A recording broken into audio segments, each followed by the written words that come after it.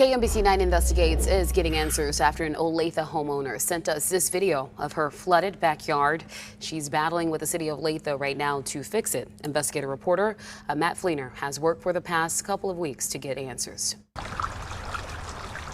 Right now, the creek looks pretty tame.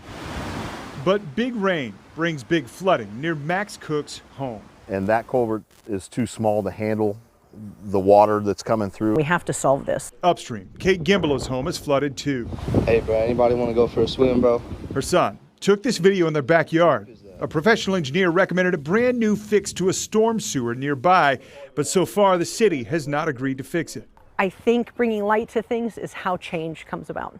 So Gimbelow asked KMBC 9 Investigates for help. We got answers from city leaders.